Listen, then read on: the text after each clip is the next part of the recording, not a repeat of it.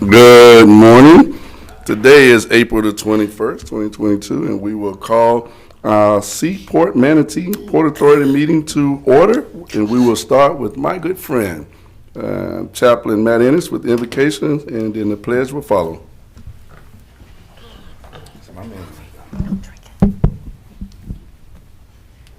Good morning. Morning. Let's pray. Heavenly Father, thank you for trusting us as stewards of your creation. Be with these men and women as they do the business of the day and for the seaport. You've brought this diverse group of individuals together, each with specific talents, to serve the greater good. Provide them with clarity and unity as they consider the business of the seaport. We come to you for wisdom, guidance, and support on all which is considered in this meeting. May the well-being of the employees, tenants, customers, truck drivers, seafarers, and all who do business and engage with Seaport Manatee always be at the forefront of these meaningful discussions. May your righteousness transcend all things. In his name we pray. Amen. Amen. I pledge allegiance to the flag of the United States of America and to the republic for which it stands, one nation, under God, indivisible, with liberty and justice for all. And we will go into audience introductions. Okay. I guess, yeah, maybe Dave, yeah. Oh, Mike. Yeah, true. There you go. Dave Sanford, Port Staff. Jennifer Cowan, Port Council. Virginia Zimmerman, Port Staff. Jim Jones, Bradenton Herald. Mark Meyer, Regional Rail. Charles Tillotson, Port Staff. Malcolm Edwards, Port Staff. George Eiseminger, Port Staff. Abby Lindekamp, Port Staff. Dan Fitzpatrick, Port Staff. Teresa Darty, Port Staff. Brian Sutton, Logitech USA. Good morning, Anthony Bates, Logitech USA. Denise Tuck, Del Monte Fresh Produce. Max Stewart, Bradenton Area Economic Development Corporation. Susan Schroeder, Clerk Staff. Good morning again. Matt Ennis, Chaplain Anchor House. Terry Fluke, Tampa Bay Pilots. Josh Hendry, Transmontane. Robert Blazer, World Direct Shipping. Daniel Blazer, World Direct Shipping.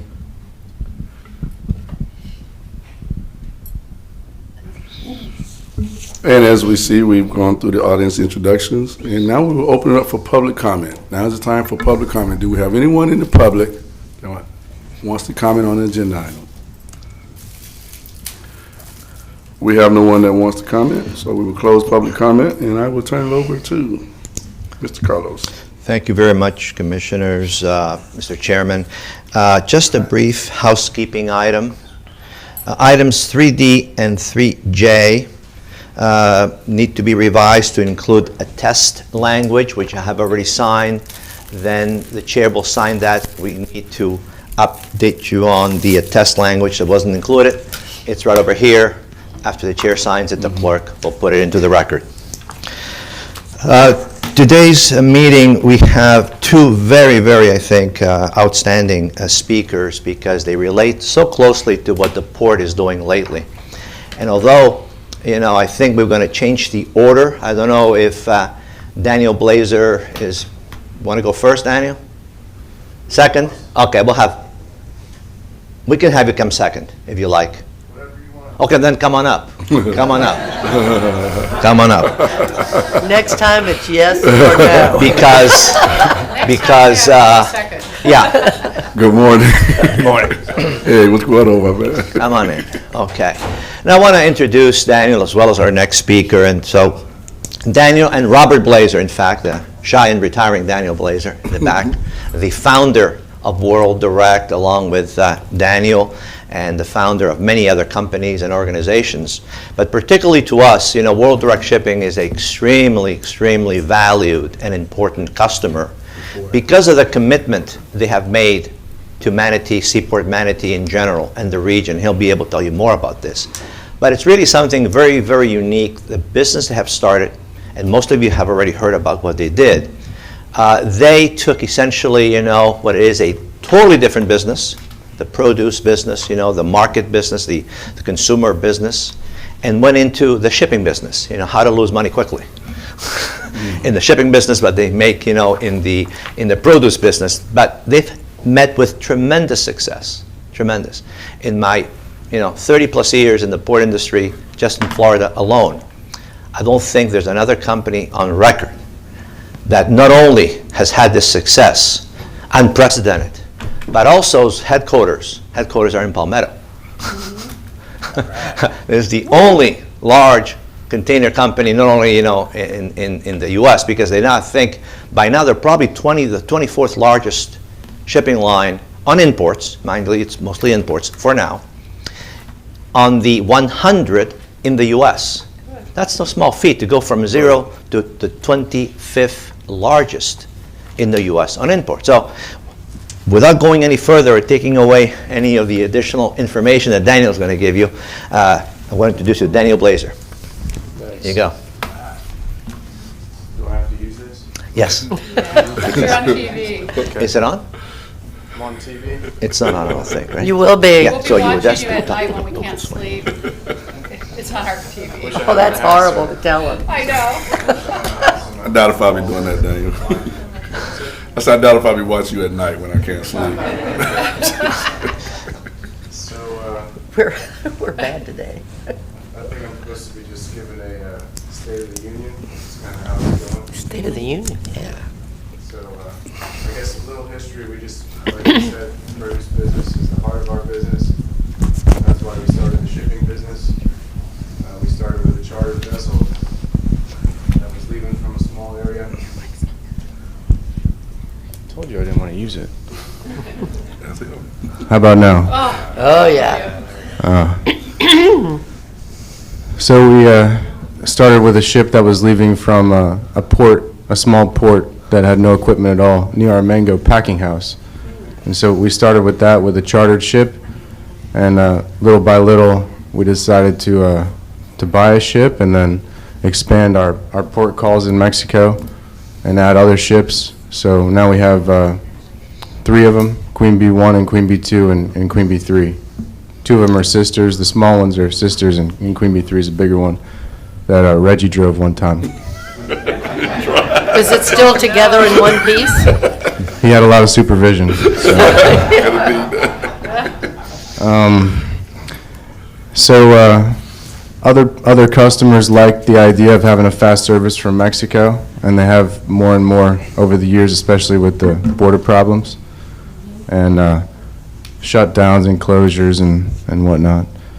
So we've always been interested in rail. I've always liked trains and garbage trucks and ships and airplanes. And so we I've been talking to CSX over the past, say, like 5 years to a bunch of people who don't listen. And I like him. yeah, it's been tough. We thought that it was the most efficient way to get to the Northeast via Manatee, because otherwise you got to send a ship all the way around Florida and up to the, it takes lots of ships and lots of times, lots of days. And so I was talking to CSX about, hey, why don't you just pick up our containers from here and take them up there and come back, because we could reload over there and come back. But if you send a ship, it's all going to come empty from the Northeast. There's nothing from the Northeast going to Mexico. So, like I said, talked to a bunch of people that didn't care. There was even one guy who said he'd done research on that, a land bridge, and that he thought it would be a great idea, but I think they have him in the basement, like office space. He's the guy with the stapler. Yeah. So he gave me some numbers, but he said, don't tell anybody, because I shouldn't be telling you anything.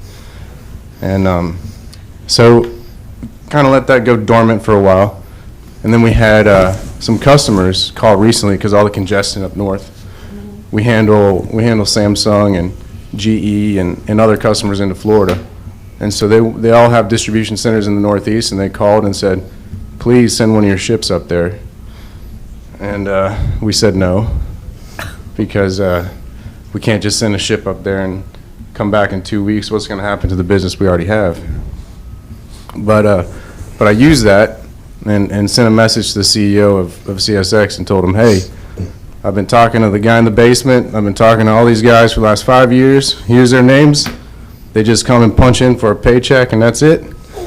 So if you want to do something about it, call me. You know, and then he called me. And I ignored him because they ignored me for 5 years. I knew you were going to say that.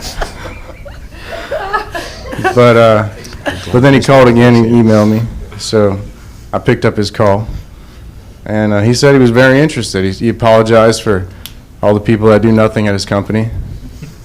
And he wanted a meeting. So he hooked me up with his secretary. And then his secretary hooked me up with her secretary. Can you believe a secretary has a How many secretaries do you have, Reggie? I don't have a secretary. I can assure you not two. Right, I have one. Right? Why does a secretary need another secretary? I have no idea. So anyways, I finally, once they call you, you can't ever call them back. And then you can't even call the secretary back. So I did talk to the secretary's secretary, and she made the whole plan. They figured out when they were coming down. They had to fly the jet. Where are they going to fly the jet? You know, they need 5,000 feet of paved runway for the jet. It's not going to happen around here. So we figured out where they're going to fly in. They came in here with all their bodyguards. And we had a meeting. Carlos Pucaris, he put them in their place. And they thought this was a great idea. And so they're coming again Monday after 3 months of deliberation, and they have a list of demands. And so what's their list of demands? They want 8,000 feet of track, I think, maybe more, because they want to connect, the containers have to go somewhere and whatever. They have this, that's what they need. I'm sure Mark Meyer will talk about exactly what plan he has. They want 24-hour non-TWIC terminal access because their idea, non-TWIC, TWIC is a... No, I know, we got one. Okay, you got one of those? Because they want to, basically to make this work, they're going to cut volume from their other terminals. And so there's going to be a lot of volume coming here that was going to other terminals. And they want the terminal experience here to be better or the same as what their other terminals are. So they don't need TWIC access to go to other terminals. They don't want TWIC access here. They got 24-hour access to their terminals. They want 24-hour access here. So that's one thing. Another thing. They want us to start with 200 containers a week within 12 months, which is a lot of investment because we have to consider the turn time on the containers. It means about 1,200 containers. And they want to grow it, they want to grow it to, we told them how much space we have on our vessels and stuff, and so they want to grow it to like 400 containers over the next 3 to 5 years. And they want an airport with at least 5,000 feet of runway within walking distance. Are you kidding us? Of Port Manatee. Oh, it looks like he's dead serious. Is this a joke? Well, they want to fly their jet in here and not have to drive an hour. Okay? April Fool's Day is already gone. We've got an airport close by. We do. There's It's amazing what we can do when we want to. He owns the airport now. I know. You're telling secrets. Stop. He owns the airport. Talk to that guy in the back. Yeah, it's not 5,000. You guys get his cell phone number. Get us some gravel and a paving machine. Where was I? Airport. The private jets. Okay, they want one of those. They already have the jet, they just need the airport to land on. Well, at least they don't want us to. But other people are like that too, because there's plenty of other big companies that want to come here and see what's going on. And with the intermodal service coming down here, it's going to be a big, people are going to want to put DCs, because they want DCs, they want distribution next to the railhead. So on our side of the bargain about the 24-hour access, we're going to add a third shift here shortly, within the next couple days probably, to start that process so that we can operate 24 hours a day. So we've added a lot of equipment to do that. We do our own terminal services. We've started stevedoring in such a way that our people can be rested and not work 24 or 48 hours straight, while still keeping our production going and efficiencies. And we're constantly making changes to handle the growth. It hurts sometimes, it's painful, but we'll fix it. So, anything else? Did I miss something, Carlos? No, I think you covered. Oh, go ahead, Carol. Wait. Oh, yeah. Before you even started talking, she asked, can she go I and did. finish? I did. Before you even started his presentation, she asked. Yeah. Oh, let's- sorry. So let's go to Commissioner Ball. It was a lot more than what I anticipated, though, that you said, so Did you great take job. notes? I did take notes, as a matter of fact. Looks like a blank sheet of paper. That's because it was the second one. Okay. She filled the first one out. I'm on my second page now. Good. My first thought when you started was, can we just have him run for the county commission? I thought, my God, what an asset he would be. But then when you really got into it, I was like, forget that. You need to stay where you are. So I think it's going to be interesting to see where we go here. And I love having you as a partner here at Port Manatee, your company, World Direct. I just want to say thank you for being here. But also, I seemed to be hoarse this morning. I think he must have got me all riled up or something. I think it was the airport. I want to say, I think, and correct me if I'm wrong, but I believe your company is the largest purchase of property in Manatee County that's not residential.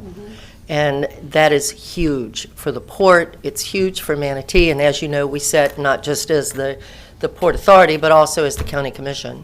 And so, I just think it's fantastic what you guys have done and the investment that you've made. And obviously, I've got a feeling that that's just the tip of the iceberg from what we're going to see and the growth. You know what? You mentioned growth. I love growth. I think that growth is a good thing as long as it's done well. And your company, of course, has shown that you know how to do it. So I wanted to go first because I wanted to just tell you that I was so excited to have you guys here. And just to let everybody know the investment that you've made in Manatee. And I'm sure that you'll find, Reggie? Yeah. I'm sure that you'll find our chairman who represents us in that regard will work very diligently with you. And we've got a great port, and we look forward to what the future holds. Thanks very much. Those are going to be the most expensive watermelons in the world that were grown on that property. Reggie, I'm glad you're the chair right now. I'll give you one, too.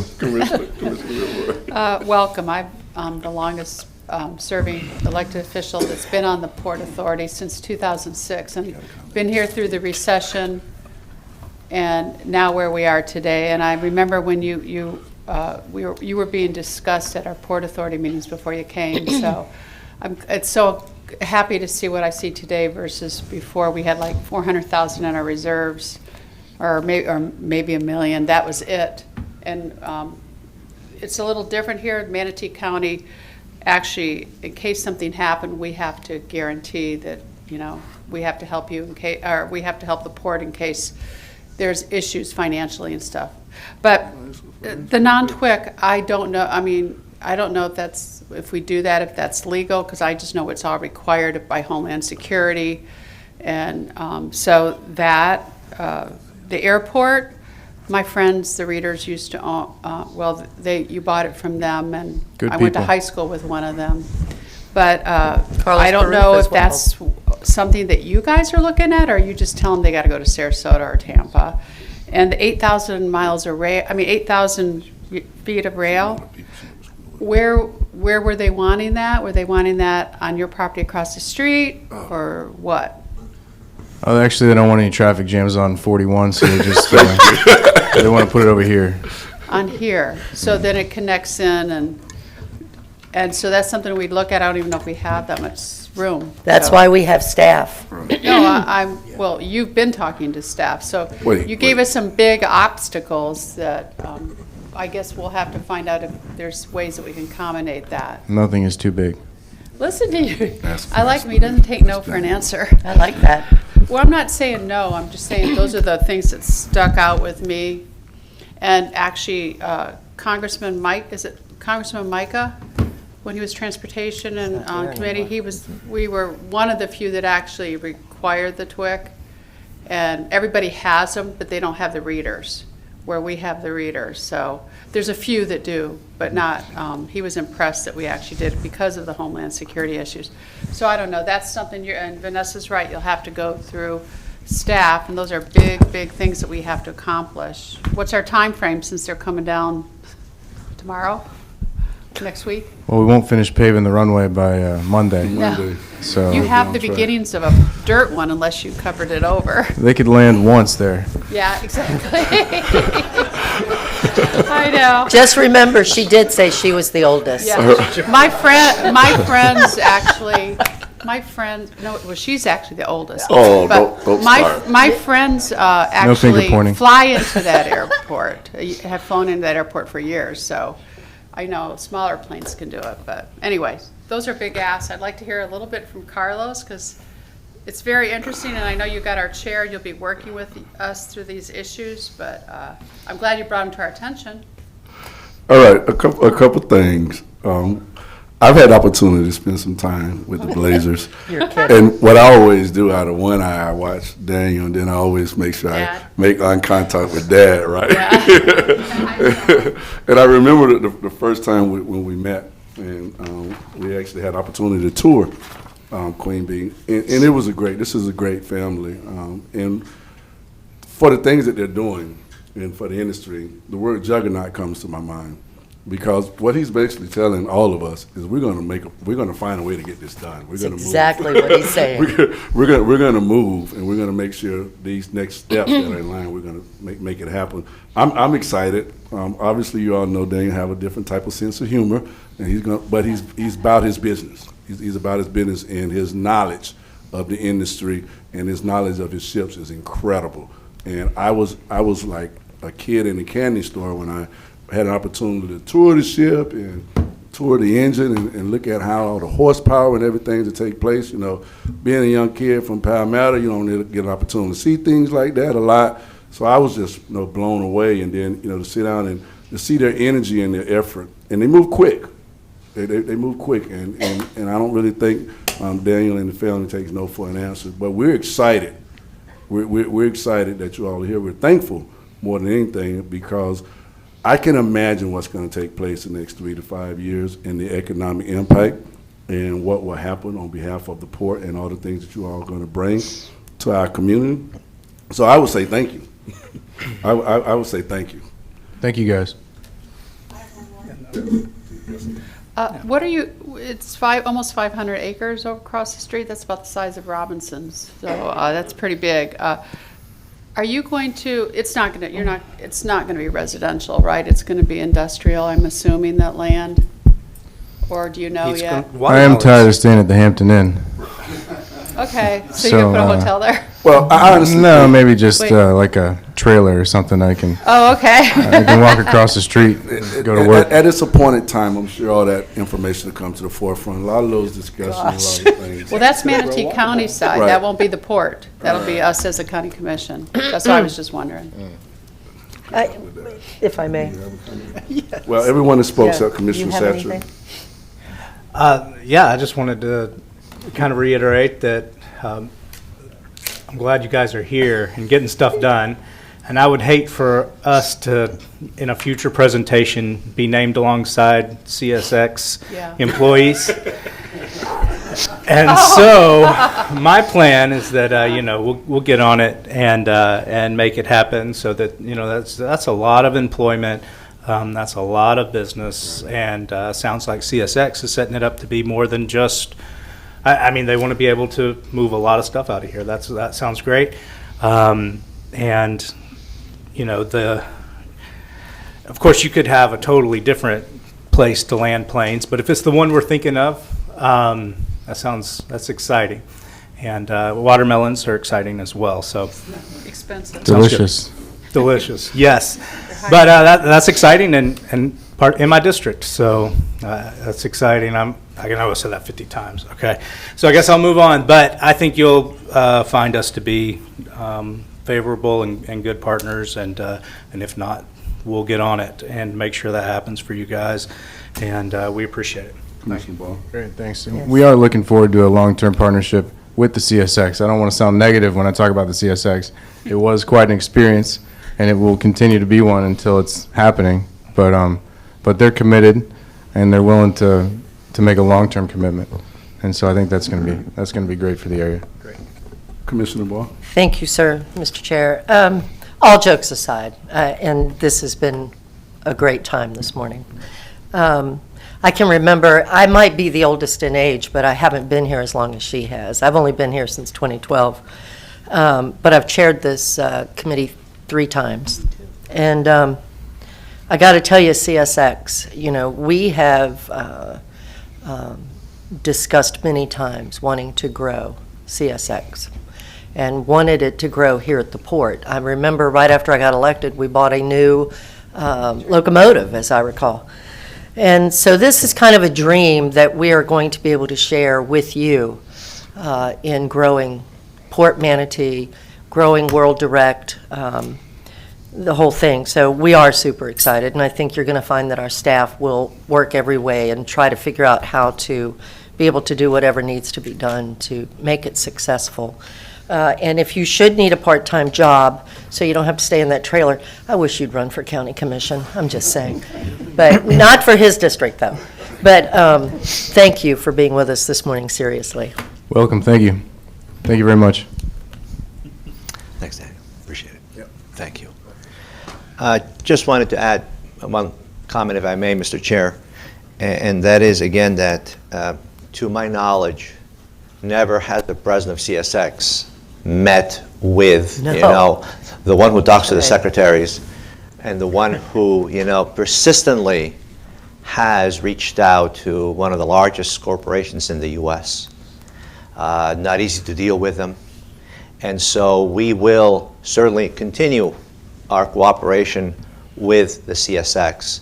And with regard to Commissioner Whitmore's comment with regard to TWIC, there is a way that there are reconfigurations, realignments of our footprint that would allow for that to happen. So it's possible without ever breaking any TWIC guidelines or rules. It would have to be done and can be done very well.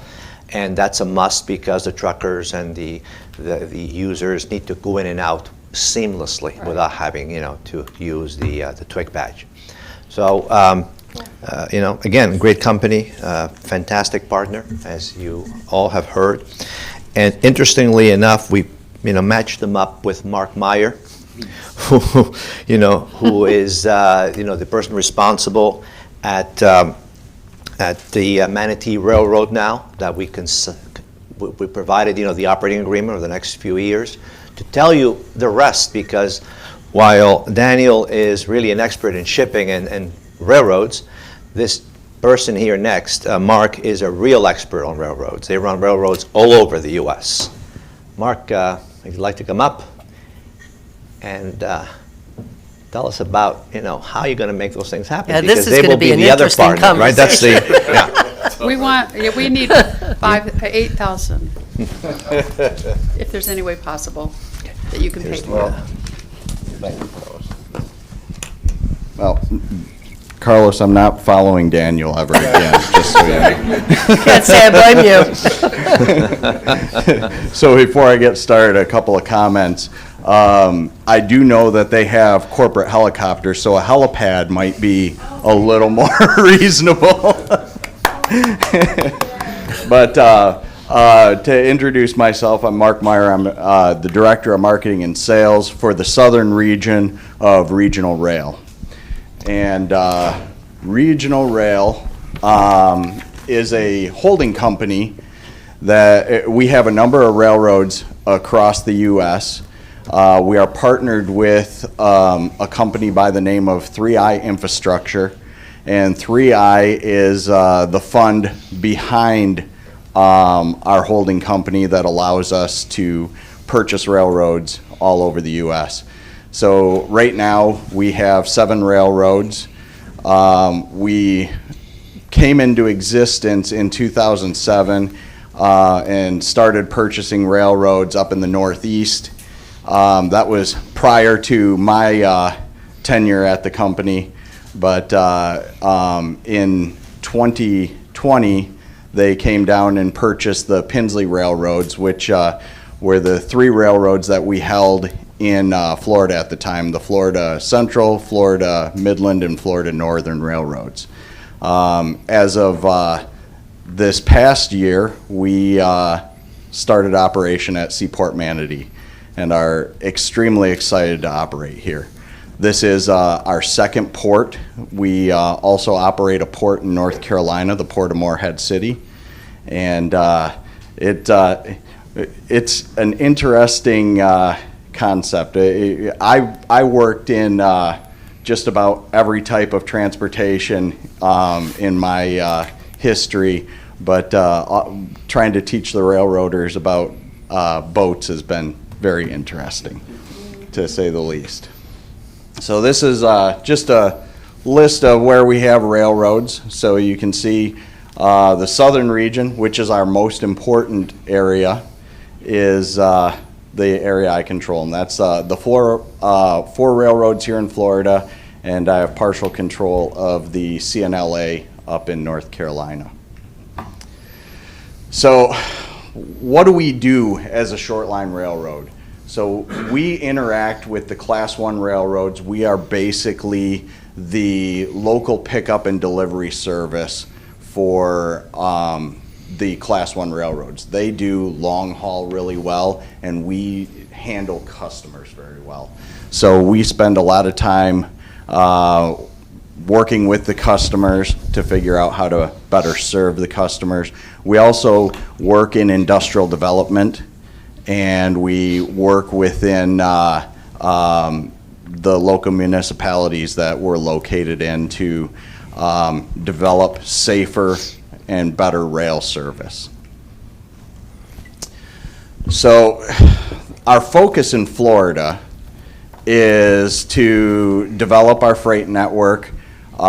We deal in industrial development, transloading, which is helping to shorten the haul of trucks. So local delivery will bring it in by rail, and they will deliver all the products out to the customers that are not directly on rail. And then we also work in the warehousing world. When we took over at the port in December, I got it was an interesting situation.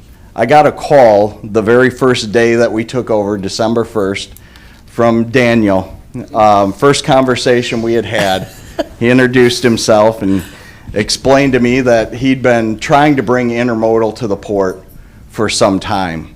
I was trying to make sure that our operation ran flawlessly the first day, so I was interested in what he had to say, but kind of, Daniel, I'm a little busy today, but let's figure this out. And then I got a call a couple hours later. Hey, I just wanted to let you know I spoke with the CEO of CSX today, and he wants to come down and talk about this further. I dropped the phone, It went under my seat. I had to try to dig it out, and because that type of conversation does not happen with customers that are even moving significant volume on rail. So to catch the attention of the CSX leadership like that, I commend Daniel for his patience, because dealing with a large Class 1 is interesting. As a short line operator, I know it's difficult. I call it the railroad black hole, because as Daniel said, you place a phone call and it disappears. But that's where we come into play as a short line operator to bridge that gap. We are customer centric. We are very interested in making sure that our partners and our customers see the value of rail. It's important for the infrastructure of Florida. We can't keep putting trucks on the road. On the drive down here, I live up in the Orlando area. And I have now started to plan for about a 2.5-hour transit down because of the amount of traffic on the roads.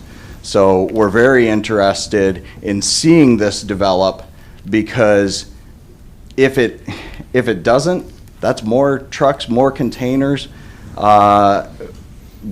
it's congestion, and it's not going to change. It's just going to get worse. We have, as a company, been involved with a lot of state projects. I'm going to highlight one in particular. So we've worked on the strategic intermodal corridor in the past. Back in 2014, we redeveloped our entire main line through Orlando, putting just over $18 million into the infrastructure to allow for further use for the freight corridor, as well as potential expansion of the Sunrail to take commuters off of the road. So we're very familiar with working with the municipalities, working with FDOT to make these projects happen, to fund these expensive projects, to advance the offering that we have. Most of the railroad here in the state of Florida was put in the early 1900s. So we're talking 100+ years of track that's needs to be expanded, needs to be developed, and we're in the business of rail preservation. You don't build new railroad very often, other than into industries that are directly next to your rail line. Outside of that, they're taking rail away and turning it into trails and bike paths, which that's all great for the community, but it doesn't help with that congestion issue. So Daniel brought up some of the things that we're looking at with our strategy for Port Manatee and the intermodal offering. They need 8,000 foot of track. That is a significant ask. That's millions of dollars worth of track. So right now, I think in total, with the interchange yard and the track on property currently, there's about 7 miles worth of track. A majority of that is main line for operating to all of the customers. So we have located a spot that we believe will be perfect for this operation. It'll allow for the ask for a non-TWIC area, and it will work for supporting the interchange yard. We only have 4 tracks out on the interchange yard. Those 4 tracks are about 2,800 feet each. So with this intermodal offering, it will just about take up the amount of space that we have available to be able to serve the current customers and some new customers that we are always trying to generate business with. So if you see here, oh, there we go. We are right next to the intermodal building that we're in currently. There's that big ugly pile that's out behind the building. We hope that we can work with some folks to put rail in to help get rid of that pile and eventually turn that into an intermodal yard.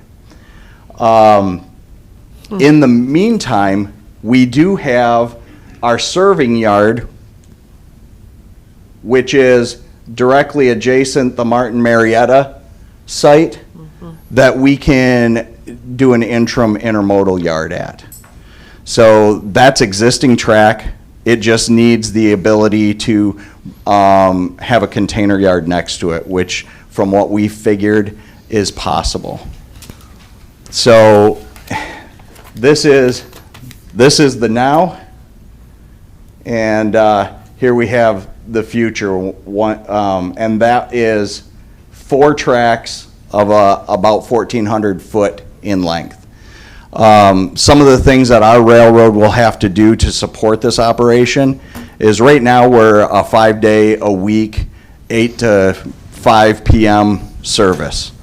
We'll hire crews, we'll have to put on locomotives. There's a lot that will go into this. We have the ability and we have the want to see that develop.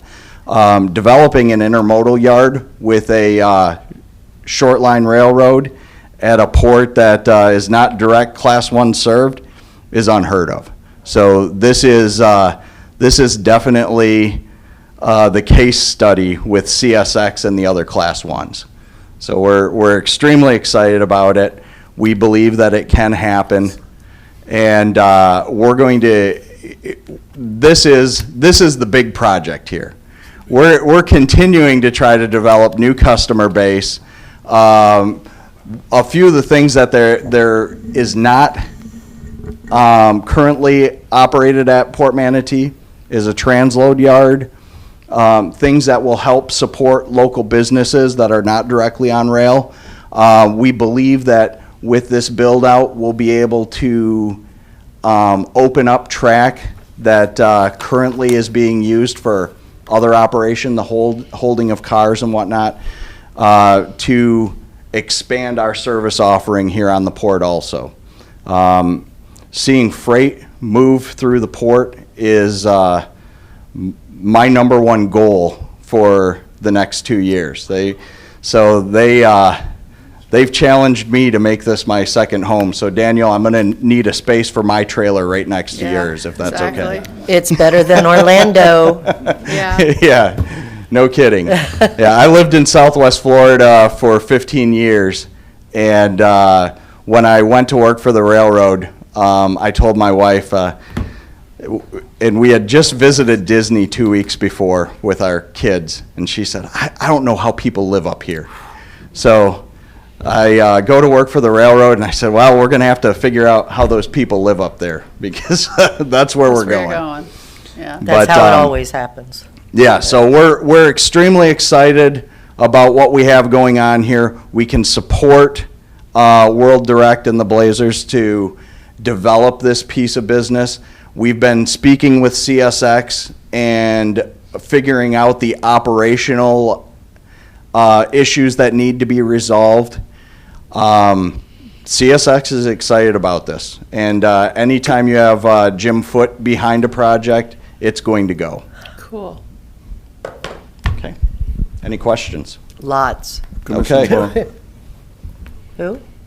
Me? Oh, I thought sure I'd be last on this.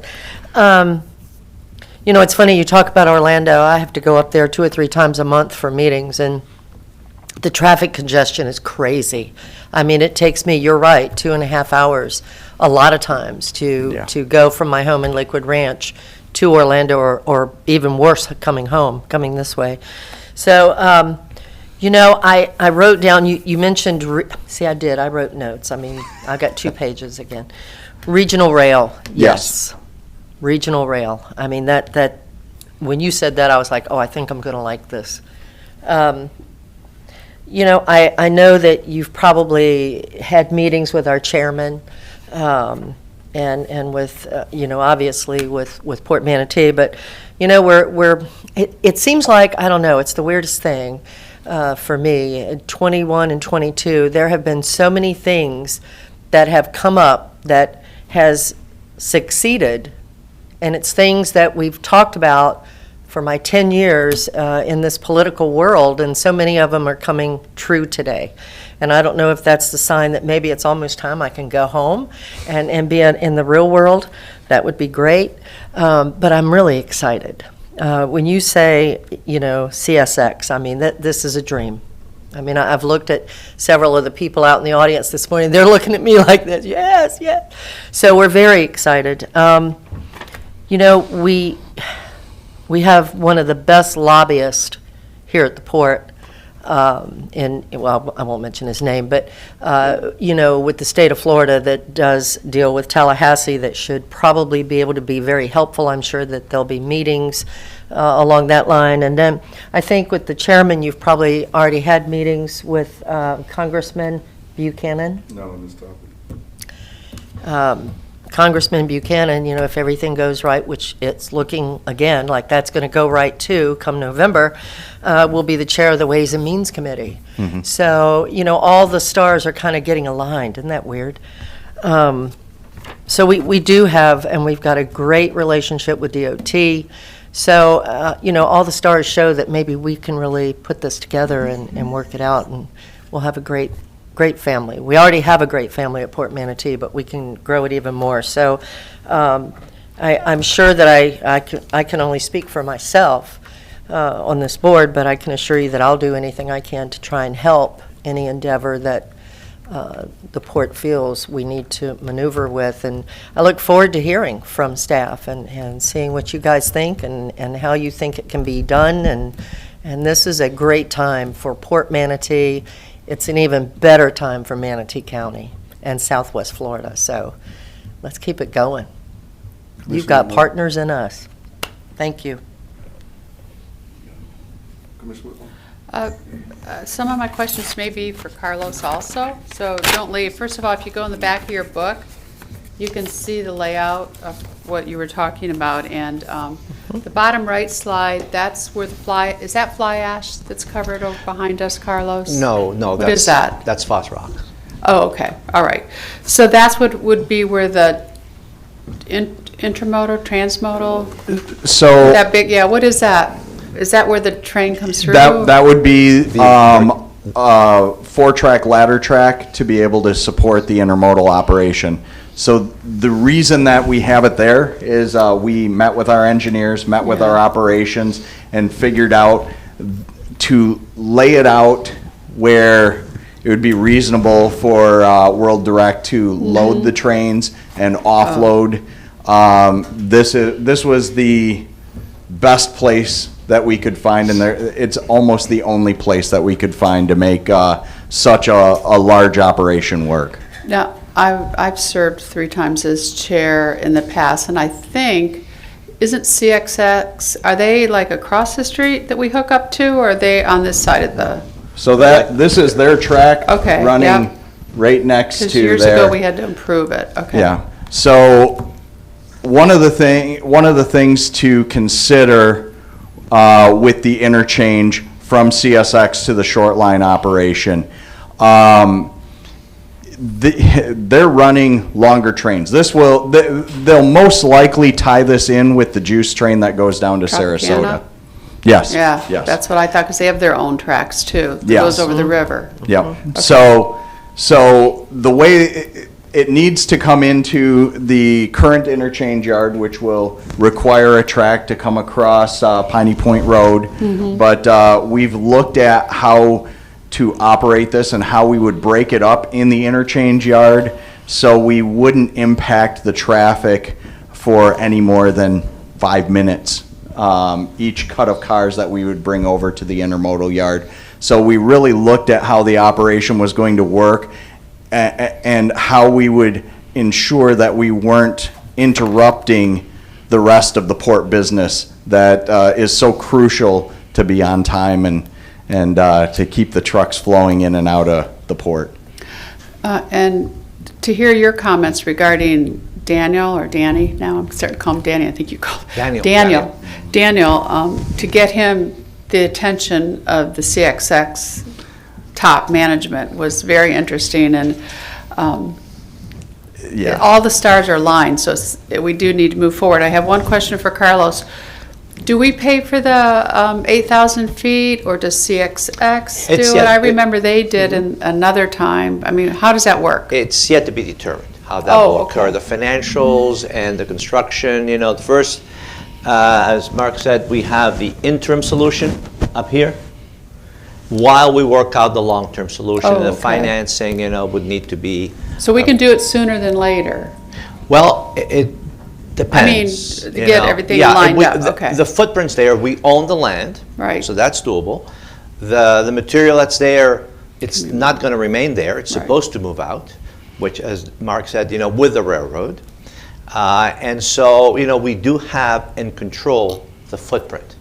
So it's ours, it's the Port Authority's to, do with it what we want to do. And we would bring back proposals to you for your consideration that address, taking the steps to do that and to reach the ultimate, large footprint of these rail tracks to support the operation in its full phase. Do you know if the state allows, because years ago I would have Yeah. never said we could never do this, but does the state allow you to do projects where you upfront fund them and then they reimburse you in their cycle? Because I know we have money. We have, of course, our FDOT expert. I think a qualified answer is sometimes. Am I correct? It depends. It really isn't that clear. It's how convincing we can be. Right. And our case with FDOT. But, they've become more flexible lately, as long as they know it's a real project and we're not just, trying to get funds for other purposes. I think there is a way to collaborate more closely with the financing and the state. And like so I- Vanessa said, we have a great lobbyist, so, upfront funding it, and then get reimbursed whenever the cycle is, that would be great. Okay, thank you. Yeah, so I think the reality of it is, in the initial phases, and there's a lot of work to be done, and the collaborators have to come to the table. A couple things that came to my attention that I want to kind of speak on as far as when Daniel spoke as the concerns with 24-hour access. And sir, you made a comment about the non-TWIC areas. Just from my understanding, within the port property, and then looking at your potential, area where you're going to rail with, connect with CXX. Right. What are we identifying, or where do we identify non-TWIC areas as far as the port? Because that came up. So I just want to understand that a little right. bit. So, we have a secure area. Familiar? That's essentially the fenced area. Within the fenced area, those closest to the dock are highly more sensitive, and we have actual guards there, depending on the operation going on. And so we would have to realign the fence or carve out a part of the port, which is doable, to exempt it from TWIC. And so that is perfectly doable. It's allowable as long as you carve it out, and we have a way to do that. So Right, it's not going to be. and that was pretty much my thoughts, is how it's going to get done. And obviously our security measures our security protocols that we already have in place now, when you start talking about non-TWIC areas, because of all the concerns, with access to the bay and things like that, I'm sure we'll be in front of that, but it was just a question that I had. Okay. Commissioner Satchel. And if I understand correctly, it's pretty common to have it's great having the fence so far away from where the ships are actually loading like we do now. But if I understand correctly, there's plenty of seaports that have a fence the TWIC area closer to and still are perfectly safe and operate every day and have for decades.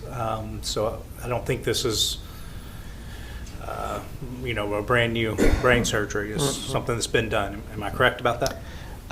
My experience is you're right. It can be done. You've seen one port, as everybody says, you've seen one port. However, in our configuration, we have the capability to carve out areas, to exempt them from TWIC. And even we have protocols now, security protocols, that allows us, even within TWIC, to allow them entry in and out of the port by monitoring them with our cameras and with physical guards, so they don't have to have TWICs. So as long as we know we collaborate with the Coast Guard and Customs to do that, they're very agreeable to letting us operate. And as the old saying goes, the most secure port has no business. So we don't want to be that most secure port without any business. And so that flexibility, as long as we set up the procedures and protocols to secure the cargo in a way that U.S. Customs, Homeland Security, as well as Coast Guard are agreeable to it, we can have it done. Commissioner Ball, are you done?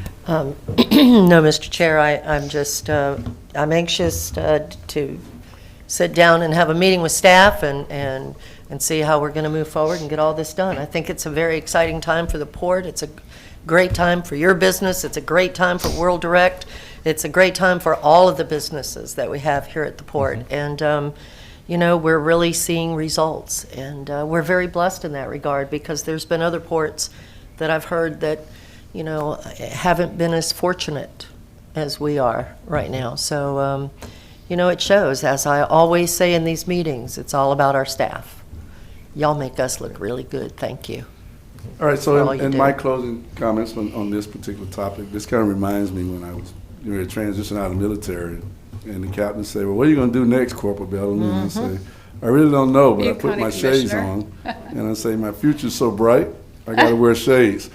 And that's where we are with the port right now. We have a very, very bright future and a lot of good things that's coming our way. So we're excited. Great news. Thanks for both presentations. Yes. Thank you very much. All right. Woo! Yay. You can leave it on. Thank you, Mark. Appreciate it. I got a feeling Thank it'll you very move much. fast. Thank you. It's going to move fast. What a day we're having. Now all we have is consent. Yeah. Yes. Mr. Chair, Commissioners, for your consideration would be the consent agenda. That we only have consent today, so we would look for your consideration of the approval of the consent agenda. Mr. Chair, Yes, sir. Yes, ma'am. motion to approve We have a motion. consent? Second. And we have a second. Do we have public comment on the consent agenda? No, we do not. So we have a motion and a second. All in favor, say aye. Aye. And it passed unanimously. Thank you, Mr. Chairman, Is that Commissioners. direct comments? Well, we call for public comments if you want again, one Do we have more a public time. comment? Okay. No public Thank comment. you. We'll close it. Nobody on the phone? Okay. Nobody on the phone. You watch our meetings. Well, This you is never not know. live. I want to make sure nobody Everybody on called. the phone. This I is wanna not- make- this is I not want to make sure live. nobody called and, they were not attended to. We answer our phones also. That was good. Okay. So with that, Mr. Chairman, Commissioners, we'll go into brief Board Director comments. Again, record numbers, as you know, thanks to companies like World Direct. We're kicking on all cylinders. The numbers are record growth, continue to be that, as well as, the revenue growth, as well as the net earnings growth are all kicking in, not just growth for the sake of growth's sake, and losing money. We have to remain profitable, and you really, as a board of directors of a business, here, setting policy for us and the direction and supporting those businesses we have here. What's important about this is that often board directors go out and get a customer. The customer is very happy. They come in, and then the board doesn't agree with anything the director said. And that customer is shocked and then goes to another. We have the opposite here. We have an extremely supportive board. We bring the deals to you for your consideration way ahead of time, and that's what really makes a sport successful. Tremendous growth, even as you know, with the ranking for our produce and refrigerated commodities, 92% growth. Okay. 92% growth. The fourth in the state. Oh, there's our rail. Right? They're letting us know they're here. Tremendous growth, there. Thanks to companies, like Del Monte and World Direct. We continue to supply the produce and the materials and all the other products that come in through the port for the local community. Again, we are looking to the master plan. It's for the next 20 years, although we revise it every so often. It's very positive. The volumes are positive. It's a process, though, that we're required to do and like to do because it sets the direction for the next, 5 to 20 years. And ports can really, grow rapidly in that amount of time. So we had the congressional staffers a few weeks ago. It's important, again, to have them here so they can be seeing it when their bosses are not available. But thanks to the board, the outreach with the delegation is outstanding. And so this was just an opportunity for the staffers to see and to hear what their bosses, already know and what the board has already told them. We had, Senator Boyd, again, someone who was well known to the board, but he wanted to give a little tour of the port, to really see what's going on for him and his staffers. So we love to accommodate that kind of opportunity to show them what's happening. Very surprised, very happy to hear what's going on. That's, just, I'll say this so Paul Anderson can stay in his place. I know you were thinking that. So we put, yeah. And wanted to by Paul Anderson and even this year, I think, with a little bit of luck, again, it's cooperative, FDOT. We play in the sandbox. I'm the vice chair of the Florida Ports Council this year. So we are all happy to work with each other. And in fact, growing the business as a result of the growth in business, not letting the containers and the throughput go to another state. But this year, likely, we might even be very close or even surpass calendar, not fiscal, calendar year, the Port of Tampa, which is the whole idea. They're growing and we're growing. Okay. There was another one. Miami Everglades, they both grew together, very successful.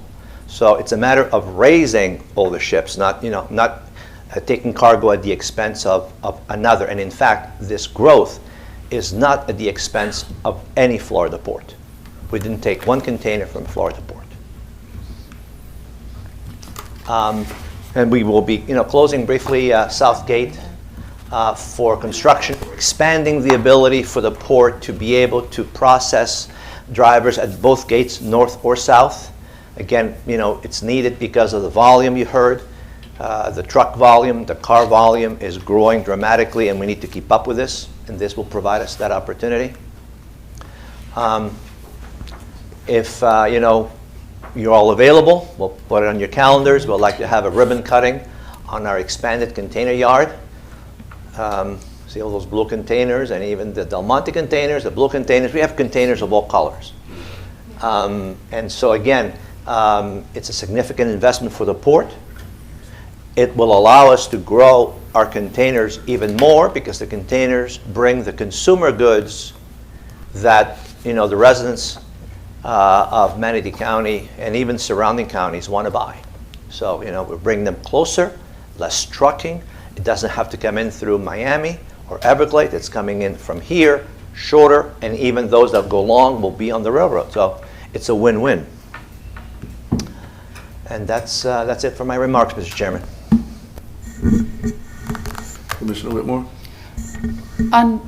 Nothing on your report. I was just going to say under comments, I just wanted, Logistec is here and they have two members that I haven't really noticed before. I'm so used to Andres being in the audience. I see him on Facebook, but I haven't seen him lately. And Del Monte here also. So I'm glad that you guys are here. Logistec, I remember when we took the loan out for Big Joe, and now we've got another crane and possibly another one coming. So Yeah, so it's growing, and you've been with us through the hard times and the good times. So I want to, and Del Monte, of course. When I was chair, we drove up to Tampa, and it was negotiating a contract, and Del Monte was having second thoughts about something, and oh my God, it was so stressful. So I'm glad you're still here partnering with us. Thank you. To all of you. Dave Sanford reminded me, I forgot to mention something very, very important. Thanks to Logistec also, of course. We partner on the cranes. There are 2 new berth announcements, 2 arrivals of 2 cranes tomorrow. Oh, man. Tomorrow. We'll have Yes. video, we'll have footage, we'll have everything. So we'll have 4? Yes, Whoa. Commissioner, yeah. 5. Well, five with the one that's already here, right. Wow, good. Congratulations. I remember when we thought we were You great want to with say, one. want to say a few words? No? No. Okay. Oh, Well, come on down. Andre's on vacation, so Yeah. his passes regards. But yeah, we're very excited about the 2 new cranes arriving tomorrow, and our partners. You can't, you have to be on. You got to on do the it. record. Brian Sutton, OC Sales and Marketing for Logistec, and no, thank you for the recognition. And again, Andre, Ms. Woodbar, as you mentioned, would normally be here. He's on vacation this week. Sorry, let me see here. Start all over. What's your name? Oh, great. I want one more time with feeling. Yeah, good morning. Brian Sutton with Logitech, oversees sales and marketing. Anthony Bates is here as well, our local operations manager. So, again, thank you to our partners here. We're excited to have the 2 new cranes arriving tomorrow. So once we get them commissioned and everything, I'm sure we'll be up and running within the month. So now thank you for all the support and look forward to continuing to do business here in the future. Is your requirement that you must speak French since Madeline is your No, it is owner? not. Okay, okay. Not us here in the southeast at least, but But anyway. we do offer French lessons at lunchtime. Yeah. And Carlos teaches For those. those, Yeah, for yeah. those that want to partake, so Yeah. we will be doing that in case, some opportunities, right? Sorry. No, thank you very much. Thank you. Carlos. Thank you. So thank you, Dave, for reminding me. So Right again, now. that will allow us to, We have a again, question. We have a double our question. capacity. We have a question from Commissioner Satchel. Sorry, didn't mean to, this will be off the topic you're on. So were you done with what you were just? Yes, Commissioner. Okay, I'm sorry about that. I thought of a question that should have been asked earlier, but, so the intermodal, of course, I realize we're early on and this is vision, but I also realize we've got some go-getters. CSX is, coming out of the basement. So is the vision for 100% of what goes on at the intermodal to be World Direct, or would there be a 5%, 10%? Would there be access to other people that would like to use that spot to ship things by rail? Without putting words in, Mr. Myers' mouth, I think it is an open system. Obviously, the more the merrier, the more volume, the more profitable. And reduces costs for everybody. So my take would be that it's open to anyone who wants to use it. So it is an open system. So it's really, the ability to put on rails for World Direct or other companies that want to take advantage of this. Wonderful. That's good news. Okay, we'll go into commissioner comments now. Am I correct? Thank you. Commissioner Whitmore, do you have any commissioner comments? Commissioner Ball, do you have any comments? No, Mr. Chair, thank you. Commissioner Satcher, do you have any comments? I'd just like to say I'm glad to be here on what was a historic morning. This is exciting times. I'm glad to be a part of it. And I also just wanted to point out the power of businesses and the power of capitalism and things that as a government, if we were trying to do, would be a disaster. But when businesses get involved, they can get a lot done. And I believe, our main job is to set up an environment where the American workers and American companies can figure out how to solve problems for consumers and for people, and we just set up the environment and try our best to get out of the way. And when we do that, good things happen. And so I'm just excited that I was here this morning. Thank you. All right, in closing, a couple of things. Obviously, we had a couple of commissioners that were not here for various reasons, but they did communicate with myself and Mr. Buchanan, so we're okay with that. The new cranes, that's great news. It's indicators that business is good. And due to the fact that business is good, we must make sure that we say thank you to our partners and thank you to our leadership. But we have to acknowledge the fact that Power 100 has, thought of Mr. Buchanan as one of the most influential business leaders. And I honestly think that's the indicator based on the growth and the things that's going here with your leadership and your leadership team. It's really exactly. That's all why I say them. with your leadership and your leadership team. So in closing, I would just say thank you, sir, for all you do, and to the leadership team, especially legal, keeping us out of trouble. And that's a hard job. That's a hard job. Thank you. Yeah. Thank you for all you do. And if there's nothing else, We're so glad we have you. I mean, you are Manatee County. Mr. Anderson, that's all I'm going to say. anything else? All right, this concludes our port meeting. Thank you.